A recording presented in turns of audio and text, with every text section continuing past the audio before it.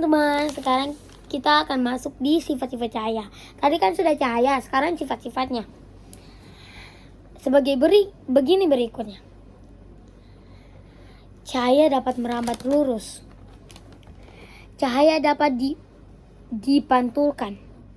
Cahaya dapat menembus benda bening. Cahaya dapat dibiaskan. Dan terakhir, cahaya dapat diuraikan. Nah, contoh cahaya merambat lurus. Pernahkah kamu menggunakan senter?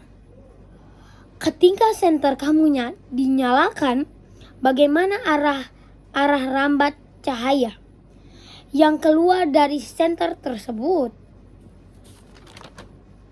Cahaya keluar dari senter terpancar lurus. Cahaya dapat merambat lurus jika melewati suatu medium perantara yang memiliki partikel yang sama. Medium perantara tersebut harus memiliki kerampatan optik yang sama agar cahaya bisa merambat lurus. Kedua, cahaya dapat dipantulkan. Wow. Suatu benda yang dapat dilihat karena cahaya yang diterima benda tersebut dipantulkan dan diterima mata kita. Jika seberkas cahaya mengenai permukaan suatu benda, maka sebagian dari bekas cahaya itu akan diserap dan sebagian dan menggilap. Oke, sudah ya. Sekarang kita masuk ke cahaya dapat menembus benda bening. Oke? Apakah kamu tahu? Bukan.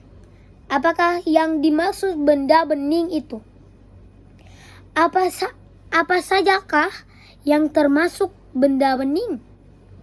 Benda bening adalah suatu benda yang menembus cahaya pada kehidupan sehari-hari kita. Banyak menjumpai benda bening, antara lain air, kaca, minyak, gelas, dan lensa. Oke, sekarang kita masuk di cahaya dapat dibiaskan. Kalian tahu, pensil yang dimasukkan ke dalam air terlihat patah. Di perbatasan air dan udara, mengapa hal ini dapat terjadi?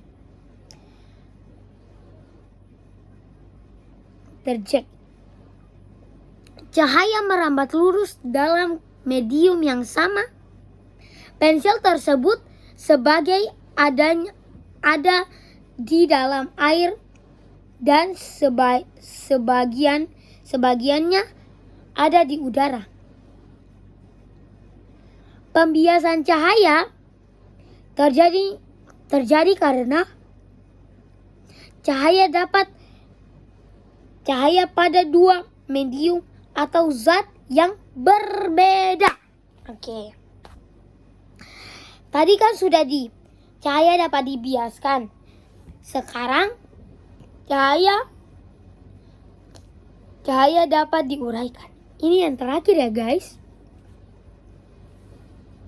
Warna putih yang sering kamu lihat dalam kehidupan sehari-hari sebenarnya terdiri dari beberapa warna.